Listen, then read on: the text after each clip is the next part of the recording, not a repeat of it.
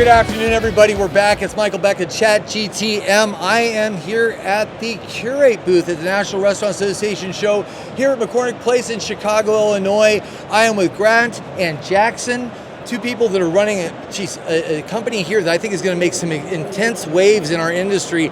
I don't like to use the word disruption anymore because it just seems like I'm going to find on a bag of kale chips anytime soon, like disruptive kale. But I think what you're doing is truly disruptive. What you showed me when we came by 2 days ago kind of blew my mind, right?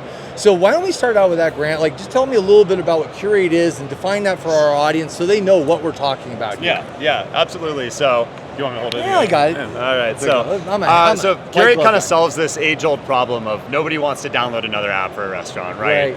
How do we get people into the door, into our loyalty program? Because it's so powerful once you have people in there. If all of your customers had your app downloaded and you're that Starbucks level product, that's the creme de la creme that we want to hit, right? So how do we bring that Starbucks level technology, that Starbucks level app saturation where all your customers are using it to every restaurant that's out there, right? So that's really the main thesis of Curate. Okay. And the way that we see, the path that we see to get there is using this technology that comes from Google and Apple called instant apps, right? Instant apps. Yes, Apple calls it app clips. Okay. People don't really visualize that as well, so we stick to instant apps, but for the techie ones out there, app clips. Okay. So essentially, you can access a restaurant's app without needing to download or install anything.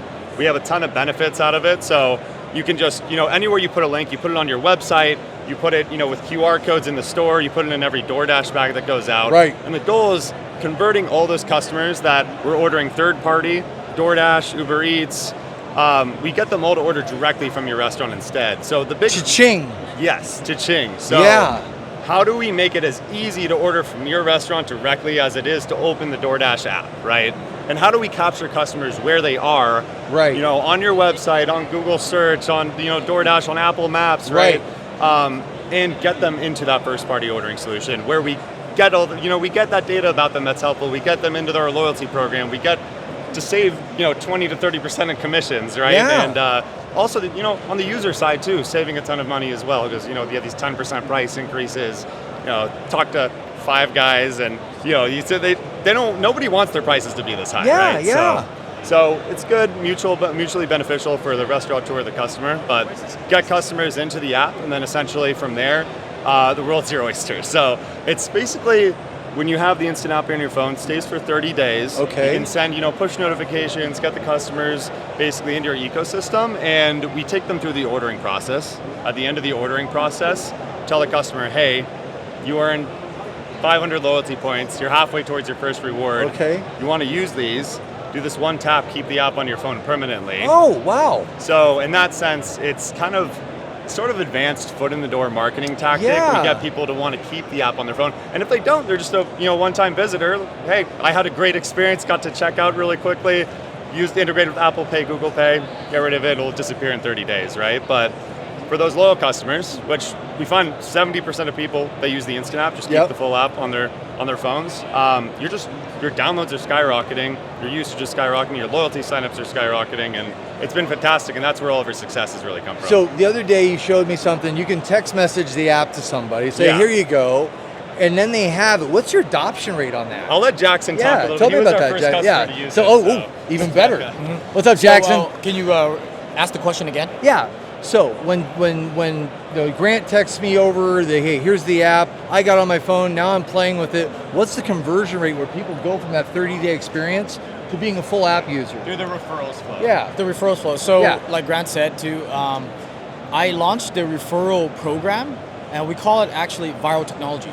It's an acronym for like visit and share, instant rewards, loyalty that lasts. I love that. So what it does is that when I launched it, it created like a chain reaction.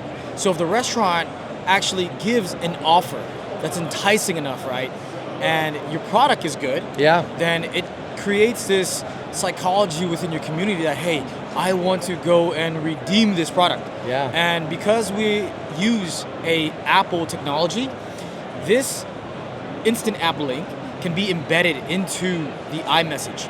And what we did was we actually reinvented food gifting.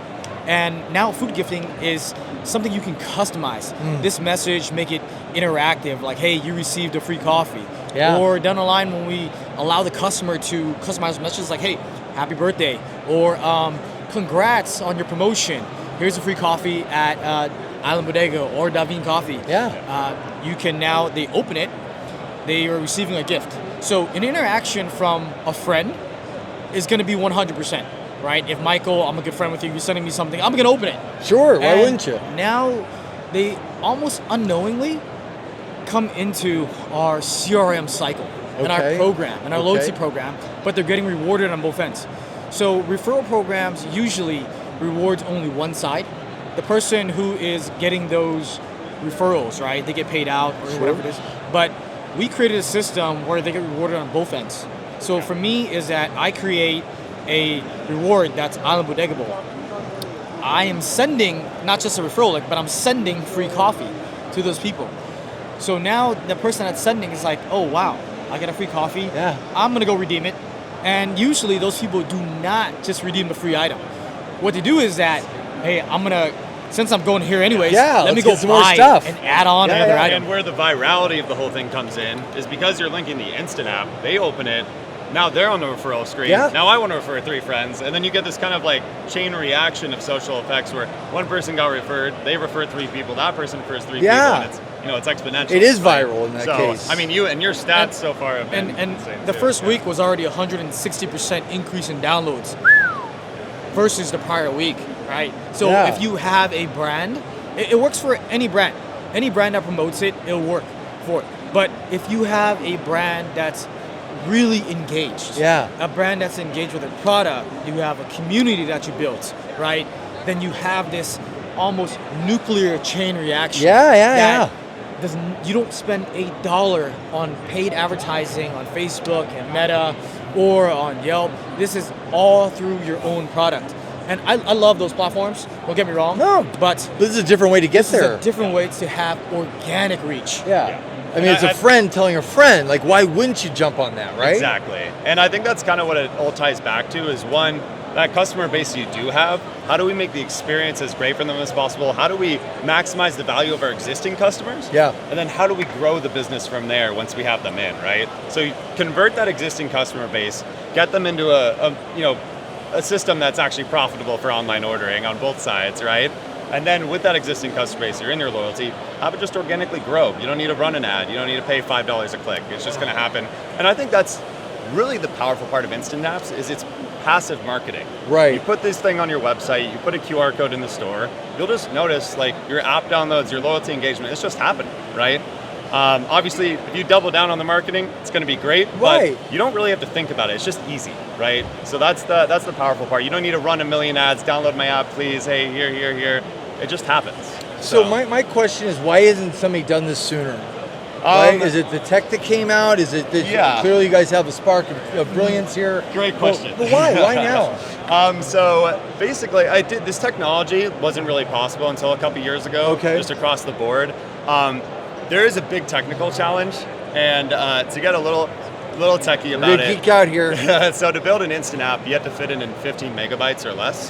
So I mean, if you look at a lot of popular apps, like you'll see they're 200 megabytes, 250 megabytes, 400. Yeah, it's bloat. We have the advantage of building this from scratch, knowing exactly what we need to include. Blank sheet of paper. Yeah, blank sheet of paper. And even if you look at payment processors like Stripe, like their package alone is like 15 megabytes. So we had to tear down different packages, make sure we're using the right components, use lightweight things that still feel just as good, if not better, than a normal app.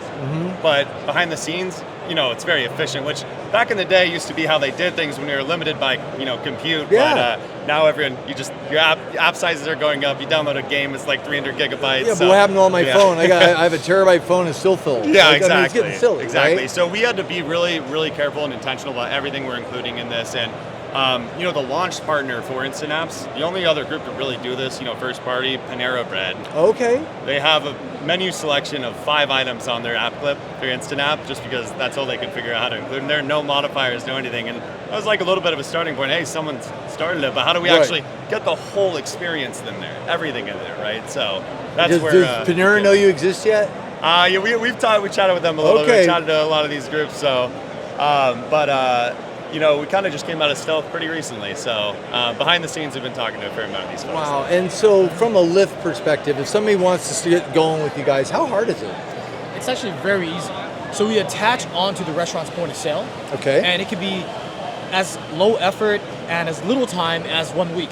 So if a restaurant's menu is built perfectly, right, and there's no modifications, they have all their colors that they want for the brand, we can get it up and running in like a week. Yeah. And then if I'm an enterprise brand, what about deploying across? Is it really just centralized deployment from there, or just do different attributes on stores, or what are you thinking about there? Yeah, so it's all really dependent on, it is dependent on the point of sale system. So, I mean, really on the technical side, your menu and your app is really ready in like an hour, right? But then you want to do this customization, you want to add some stuff, and we give some time for that. And, realistically, I don't know, maybe it takes them 30 days to get everything in place, but we never want to be the bottleneck in onboarding. Right, so if you want to do some extra stuff, like we're going to let them do that. Now, when it comes to the big chains, they'll all have their own deployment plans. Like maybe they have an app and we just want to deploy this as an app update, so it's just seamless. Hey, you don't have to tell everyone to switch over to a new app. It's just a new deployment, right? But with the larger groups that get in kind of an enterprise, usually kind of start with a regional launch and then roll out from there. But no, I mean, we try to make it as smooth as possible, and when we can, launch all at once because the integration is so seamless. It's just so easy. You just get all these restaurants onboarded really in minutes, and it's ready to go. And we were built also for multi-location, multi-concept. We took all this stuff into mind from the beginning. Again, so many of these products started, without the proper engineering in mind. Right. And I really think that's one of our biggest advantages. Myself, computer science background at Google X, and my co-founder from Facebook, and then our restaurant experience. We got to build you have a pedigree there. We know how to build products to scale. Right. And that was really one of our biggest advantages. And it's not anything crazy on that end. It's just building it the right way from the get-go, so we don't have all this technical debt, and someone wants a new feature, it's not going to take us 2 years to build it too. So who started playing with this feature set, the ability to do this? Somebody was latching on to this tech first. Who was it? Was it you? Was it your partner? Was it yourself? Yeah, so it started with basically the company way back when it was in college. We were working, my co-founder Alex and I were working with some restaurants just to help with labor issues, and we were kind of one of the earlier QR code companies just as a project. Yeah. COVID ended up hitting, and there's, we had this massive revolution. Yes. Going to basically 99% of restaurants having online ordering now. Right. And one of the biggest things that we saw, I follow tech really closely, which has turned out to be a pretty big advantage. Just being a tech enthusiast is great. So seeing Google release this technology kind of a while back, I'm friends with a lot of the guys over there still, and like they thought originally there was just going to be this massive revolution in QR codes, apps, all this stuff, and really just following the tech of instant apps, seeing their announcement, seeing Apple release it, and I think it was 2020, 2021. Yeah. The first use case that comes to mind for me is restaurants. And that's what I'm always looking for, the next opportunity when the timing is right. Yeah. That's actually what let us hop into this. Like, we know that the best use case for this technology is restaurants. Like, where else does an instant app really make a lot of sense, right? Restaurants need you to download their app. They want you to download their app. It's essential for them being profitable in a lot of ways, but no one wants to, right? Right. And maybe you have a use case for these instant apps, like trying out a game or something, but this is where the value is. And starting a business is all about idea and timing and execution. Marketing conditions too, but it's also timing, yeah, exactly. Right? But all those three things were there for us, and we saw that unique opportunity with instant apps, and we dove in. So exciting. You guys keep seeing me shake my head because I'm just so blown away with what you put together. And Jackson, when I came by the other day, you undeniably have a superpower when it comes to social and what you guys are doing to get this thing out there. Your own virality, virality is different. But you could have that from being. Anyways, but dude, you're amazing. Like what you do out there, what I saw back there, the content you're putting together, absolutely amazing. So was that meant to be, or was that just a benefit of you being in the mix already, or did you come here to do the social? Like, what's your role in all of this?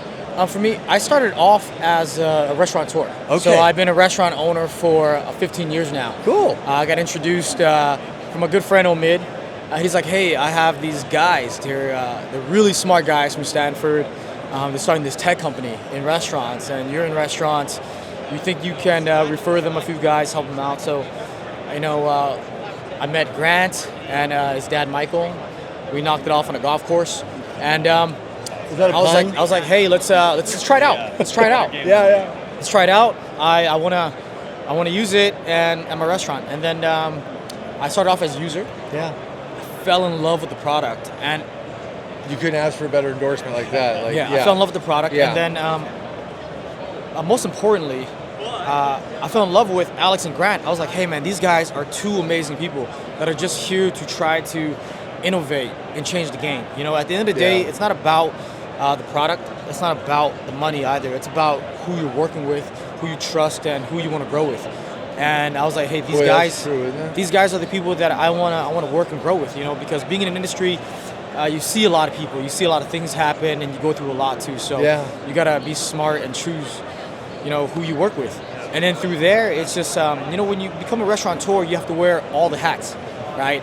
And you have to market your own product. You have to do everything in the back of the kitchen. You have to be the cashier. You have to do everything that it takes to keep your ship afloat. Nobody's coming to save you. You got to work your butt off, right? And the one thing I gravitated towards was actually social media. So social media and marketing and all that aspect packaged in one. And what I discovered in marketing actually, and I think this is the one thing that restaurateurs, I wouldn't say not understand, but it kind of clouds their judgment a bit, is that they believe social media is all the marketing that they need.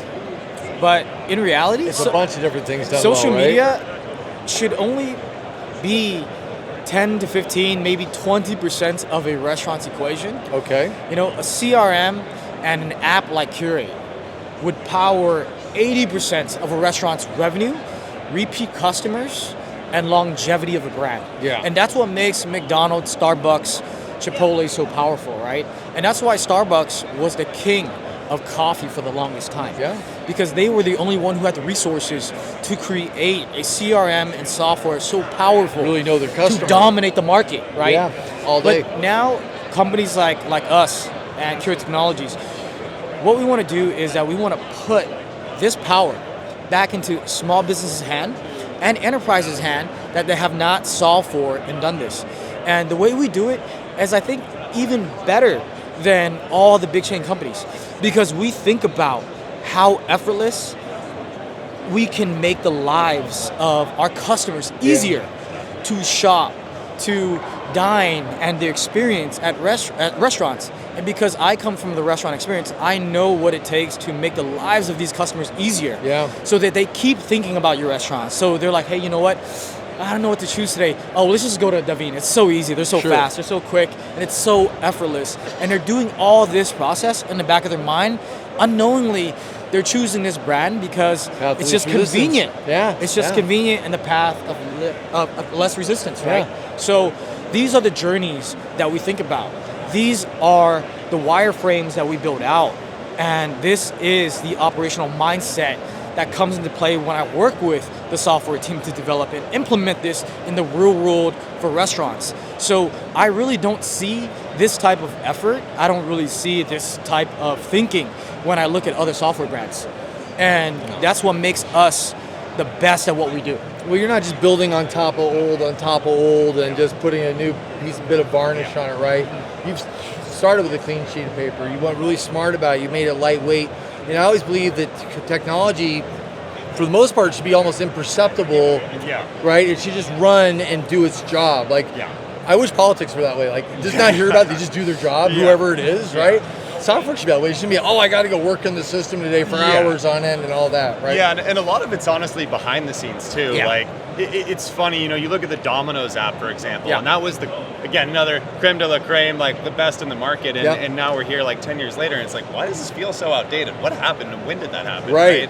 And that's where you kind of get, again, behind the scenes stuff with Curate is because we built this the right way, when we need to do those updates and we keep these up to date, you look now, like every year you come to the show, there's so much new technology. 800 new vendors this year. 800. So how do we keep our customers up to date so that they don't have to reevaluate their technology every year, right? So because we built this the right way, when there's a new update or there's something we want to do, like, you know, this referral instant app flow, we just can get it out quickly because we don't have to go through millions of lines of that poorly written code. Red tape, the right way. So that's the kind of stuff behind the scenes a lot of people don't know about, and they're like, why does this company take so long to do the simple thing?